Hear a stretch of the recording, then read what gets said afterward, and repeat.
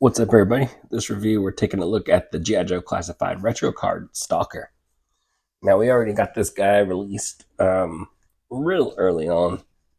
Probably been years now, and of course, you could find him, or at least you were able to find him at like Ross, and you could probably still find him on Amazon right now, like discounted. But he had a really good base body that you could army build pretty good. So I mean, he had really good purpose. But here, it looks like he's got his lighter colors. We'll get further into that. But here he is on the card. You got that nice little, you know, action image right there. You've got him. His accessories are all, you can view them all through the clear window. Sturdy card. You got his bio on the back. You got other figures in the wave. Now let's get them open and check them out. So here's Stalker outside of the packaging, and he looks pretty good. I'm gonna say mostly maybe 90, maybe 95% of the exact reuse from the original body. Maybe a couple things changed, but I mean, it looks pretty cool, pretty bright. I think that's my first thing is like just bright. But his accessories, just like the other one, comes with this holster for his back. I really like this one. You've got this little submachine gun here, all black, like a I guess faded black, like a matte black, I guess. So if we can get focus on there. There we go. Nice detail in there, no paint to weather it or anything like that. Mag does drop out. You can see this is bent from being in the package, a little soft on the end here. A little flimsy. His knife, just a little bit also. Nice silver on the blade. Black on the handle. You got his machine gun. Also pretty soft, but you got the bullets that are painted nice gold. And of course that does drop out. But I mean the detail in there is really nice. You've got one of my favorite pistols that any of them come with. It's got an extended mag, like that 1911 style. But then you got the squared suppressor, which I absolutely love. I think that just looks so awesome together. One of my favorites. So just really nice. And it comes with this stand also that I'm not going to use or do anything with. So pretty much the same accessories as far as I know. So taking a look at Stalker, he's got the nice little camo going throughout his body. We've got the nice little folds in his clothes. I like the gear that he's got on. Pretty simple, tactical, what you need. I guess moving around pretty fast. Just really light, but pretty cool. Some nice detail in the sculpt, but no paint to like bring anything out. Like that's supposed to be a knife in here. And a grenade. It's all just plain. I got his knife in the holster or in the sheath now, and his pistol in the holster, and the suppressor in there. Suppressor took a little bit of oomph to get it through there. Still, really nice figure. Didn't get that gold in the bray. Comes off. It's a good looking figure. All right, and here he is with the backpack holster on, and I feel like this hole was cut a little deeper so that way the mag could get down further in there before, kind of like something like that. Because I don't know if there's another spot to store this, but I'll compare it to the other Stalker and we'll see what we did with that one. That's just off the top of my head what I'm thinking. And then, of course, we got the machine gun that we can have him hold.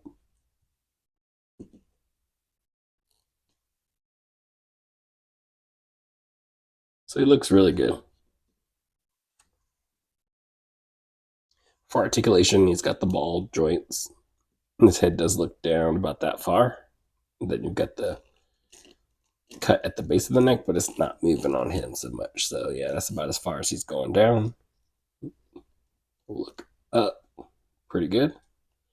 A little over neutral. Could turn the head okay for some personality. Butterfly joints. T-pose, not bad. Upper bicep cut, double jointed pinless elbows that go pretty far. Hinge and peg with all the rotation and everything. Ab crunch, no diaphragm. And he does crunch forward pretty far because he doesn't have a giant uh, plate carrier on the front to block his articulation. And the web gear does kind of like gap just a little bit to give him some space to move. Moves back pretty far. Got the ball waist. Leg drops down. Kicks forward about that far. Upper thigh cut. Double jointed knees. Boot cut. Hinge and pivot for the foot and ankle. And all that will let you do some pretty nice articulation.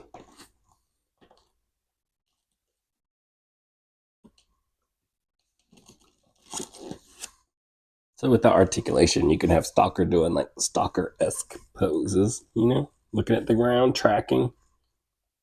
Really awesome. Looking ahead.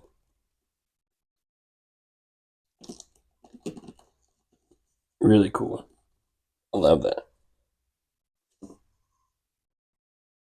All right, so pretty much the only two figures that I think I'm going to compare with this retro one is the previous version and then Grunt, because they share the same body, just done differently. That's the only difference between all of them, except for the gear on Grunt. But we'll get to that in a second. So here we have our previous Stalker, which is cool because now I see where I was missing it. So I did have it on mine. You can store the mag up top in here, which is pretty cool. I forgot about that. For some reason, I thought that cut was a lot longer down here. I guess with this one being solid black like that, it was hard to see the little gap in there for this guy. So there we go. We got his rifle. And, you know, you can see him pretty good. I'll set him to the side for just a moment.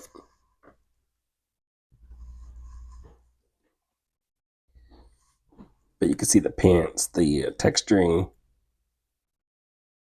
the lines going down the middle, the type of boots. All the same. Of course, I believe Stalker was first.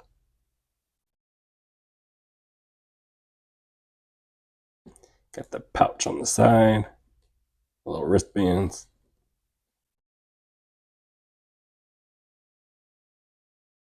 Got the same collar. So pretty much they took Stalker and, you know, repurposed it, which it was a good body for making an army builder. Gonna be tough with this guy with the bright green. But I'll get him to the side.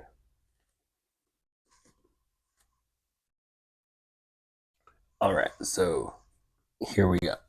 The first release Stalker. I took the little guard from around his neck. I love this piece. This piece is pretty cool to me. I really like the design, the texture. Really, really awesome. But I did that so we could get a better look at these two. Pretty much being the exact match. So this one came with that little piece for his neck, and then this one came with the stand. And everything else is exactly the same. So one thing that I did see was this first release.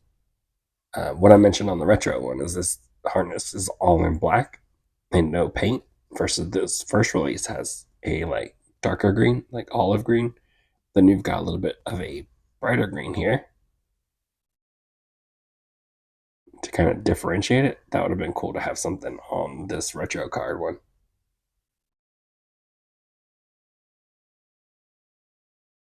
Even on the grenades. Yeah, they could have did something like that for him. I mean, it is a complete reuse of the mold, so you could have just added that little detail. Other than that, pretty much everything's the same. The colorway, or outside of the colorway. Um, so yeah, pretty cool figure. Um, so